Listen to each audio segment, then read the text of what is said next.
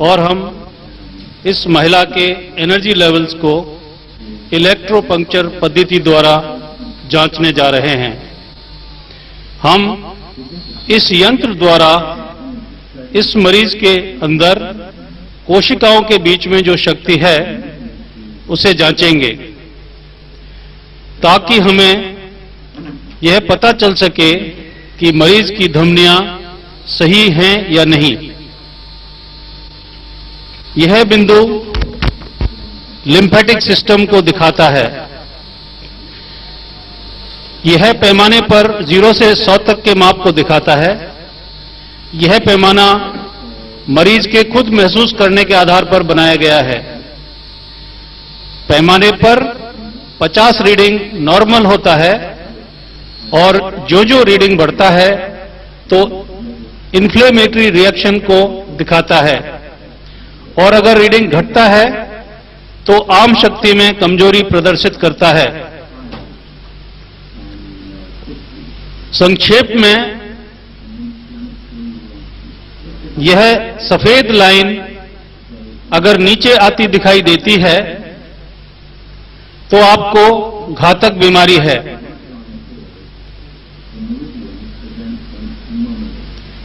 यह फेफड़ों की लाइन है। यह बड़ी आंत की लाइन है। यह नर्वस सिस्टम की लाइन है। इनके प्रवाह द्वारा ही शरीर में एलर्जिक प्रोसेस का पता चलता है। यह मेटाबॉलिज्म के पैमाने को प्रदर्शित करता है। इससे पनपाने वाले इसकी परतों का भी पता चलता है। ये बहुत महत्वपूर्ण होते हैं। यह एंडोक्राइन सिस्टम है जो एक महिला के लिए अत्यंत महत्वपूर्ण है। यह हृदय के लिए, यह छोटी आंतों के लिए। अब हम इस प्रक्रिया को दोहराएंगे। जो हमने सीधे हाथ पे किया है उसी को हम उल्टे हाथ पे करेंगे। ऐसा हम इसलिए कर रहे हैं क्योंकि हमारे सभी अंग समान रूप से कार्य करते हैं। यह पहला चार्ट है जिसमें एनर्जी लेवल्स को देखा जा सकता है जो मरीज के हाथों में है। यह सफेद हिस्सा एनर्जी में गिरावट को दर्शाता है, जैसा कि आप इस मरीज में देख सकते हैं कि इसमें कुछ एलर्जीज हैं जो इनके एंडोक्राइन सिस्टम में अधिक हैं। अब हम इनके पैरों की तरफ चलते हैं।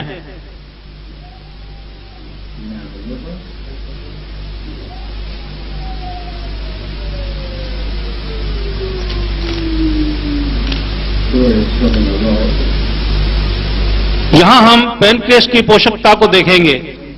इसके बाद लिवर, इसमें काफी कमी दिखाई दे रही है। दरअसल यह अंग सबसे अधिक गिरावट दिखा रहा है। यह पेट है, यह स्प्लीन है, बहुत महत्वपूर्ण है।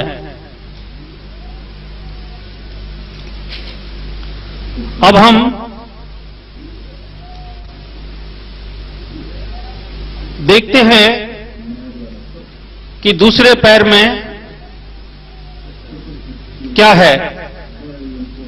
यह स्प्लीन है, बहुत महत्वपूर्ण है क्योंकि यह रक्षक सिस्टम है। ये आर्टिकुलेशंस हैं। यह पेट में तो बहुत ही खराब हालत में है।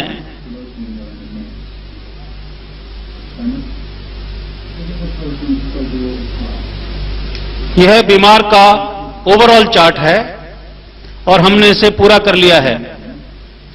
अभी हम देख सकते हैं कि मेरिडियंस में एनर्जी लेवल काफी नीचे हैं। दूसरे शब्दों में, इन लंबी सफेद लाइनों द्वारा इसे दर्शाया गया है। यह लीवर का है, यह एंडोक्राइन सिस्टम के लिए है, और इसके बाद गॉल ब्लैडर।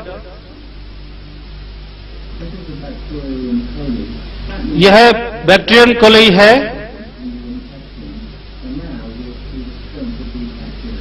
हम अभी बैक्टीरिया की स्ट्रेंथ का पता लगाएंगे जो बीमार की आंतों तक फैला हुआ है।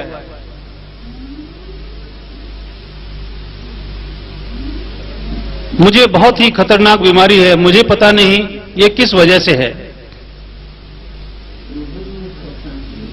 इस सभी से काफी संभव है कि यही वायरस अंदर भी है और आंखों में भी है। इस मरीज को कई बीमारियां हैं, हम इनमें से सिर्फ 2 बीमारियों को ही ले रहे हैं। जहां तक कंजक्टिवाइटिस का सवाल है, हमने पता लगा लिया है कि यह प्रोस्केपी ग्रुप 3 के वायरस के कारण है।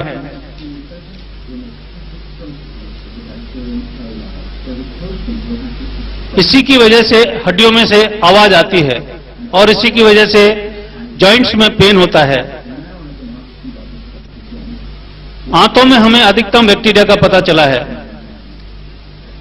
इसके लिए इस मरीज को दूध व दूध से बनने वाली सभी चीजों को छोड़ना होगा और इलाज भी करवाना होगा, जो मैं बाद में बताऊंगा।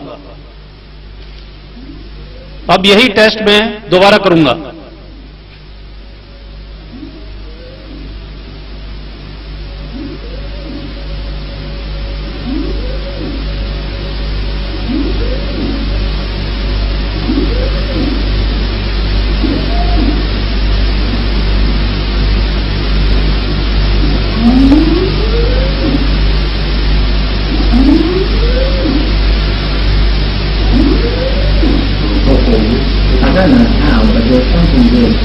अभी मैंने इनको एक फोटो दिया है जो इनके हाथ में है।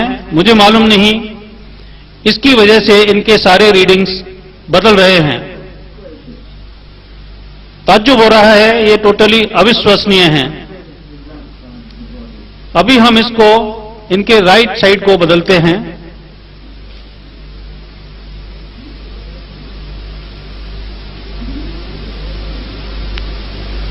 यह टेस्ट का पहला भाग है, सचमुच अविश्वसनीय। मैं स्वयं नहीं जानता कि क्या हो रहा है, लेकिन इतना कह सकता हूं कि 6 महीने का ट्रीटमेंट लेने के बाद ही इतनी एनर्जी लेवल्स बदली जा सकती हैं। तो यह इस मरीज की जांच है, जबकि इसने यह फोटो अपने हाथ में रखा हुआ है। मुझे पता नहीं यह फोटो किसका है,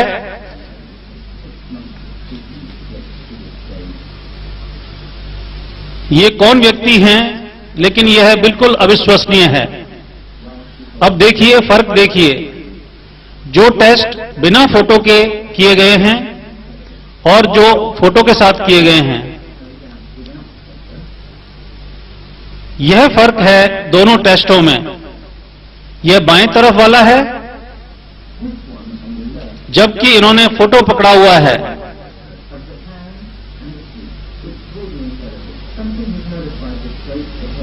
किसी चीज ने, किसी ताकत ने इनकी सारी एनर्जी लेवल्स को बदल दिया है और यह किसी स्थानीय प्रभाव के कारण नहीं है। नहीं, यह बिल्कुल मुमकिन नहीं है, यह असंभव है।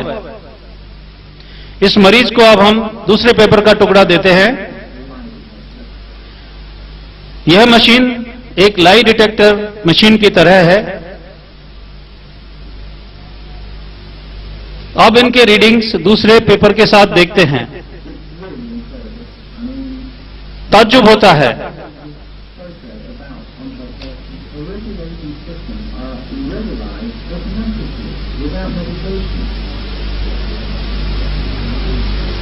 ऐसा पहले कभी नहीं हुआ है।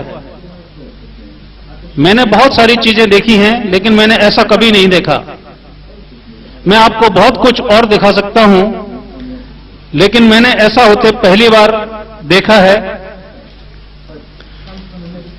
प्राथमिक तौर पे यह वही प्रभाव है जो होम्योपैथी में होता है, जहां हम दवाइयां, वनस्पति, खनिज तथा सब्जियां खिलाकर इलाज करते हैं। मुझे मालूम नहीं इस फोटो में ऐसी क्या ताकत है जो सारी रीडिंग्स को बदल देती है, जिसकी वजह से ऐसा हो रहा है। इस मरीज को कोई भी अन्य कागज दिया जाए जो अलग मोटाई, रंग या लंबाई, चौड़ाई का हो, लेकिन उससे कोई फर्क नहीं पड़ रहा है। यह वापस बीमार दिखती हैं जैसे पहले थी।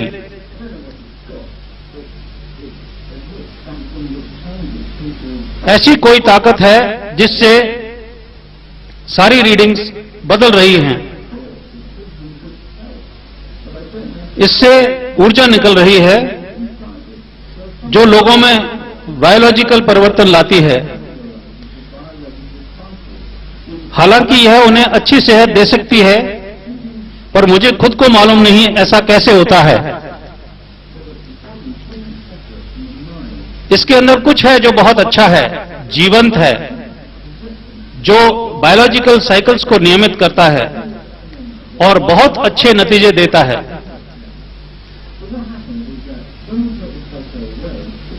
अब जब इस फोटो को इनसे हटा लेते हैं, अलग कर देते हैं, तो सारी रीडिंग्स वापस अपनी जगह चली जाती हैं। अजीब फेनोमेना है।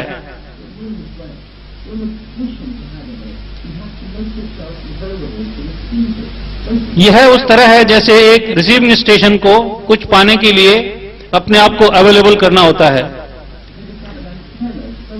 आपको पात्र तो बनना ही होगा। प्राथमिक तौर पर आपको तैयार करना होगा अपने आप को कि आप एक एंटेना की तरह तरंगों को प्राप्त कर सकें। वास्तव में आप इसे प्राप्त कर सकते हैं। आप यहां देख रहे हैं कि दो लोग सहयोगी पद्धति द्वारा इस मरीज को वाइब्रेशन दे रहे हैं। अब हम यह टेस्ट इसके बाद करेंगे।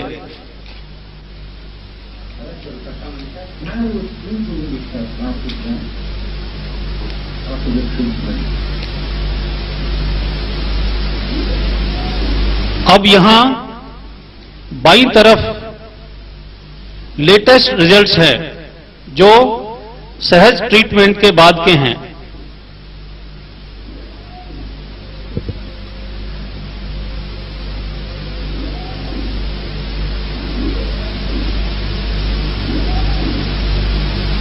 How often are the results of the latest tests after the treatment? What is before the treatment? These are the hands. ये हाथ हैं और यह पैर हैं। इस तरफ हाथों का रिजल्ट है जो ट्रीटमेंट के पहले है। आप इनके लेवल्स देखिए, यह ओरिजिनल रिजल्ट्स हैं। अभी हम देखते हैं बैक्टीरिया बिल्कुल नहीं है, कतई नहीं है। इसलिए इस समय में इन्हें कोई ट्रीटमेंट भी नहीं दे सकता, क्योंकि यह मरीज पूर्णतः स्वस्थ लग रही हैं। इनका इलाज हो चुका है। मैं अपने आप से पूछता हूं कि यह कितनी देर तक रह सकेगा? क्या यह क्षणिक है या देर तक रहेगा? क्या बैक्टीरिया वापस लौट आएगा? मुझे लगता है अगर ये रोज मेडिटेट करेंगी तो एनर्जी लेवल्स वापस आ जाएंगे और कभी नहीं मिटेंगे। अगर मेडिटेट नहीं करेंगी तो शायद ये फायदा ना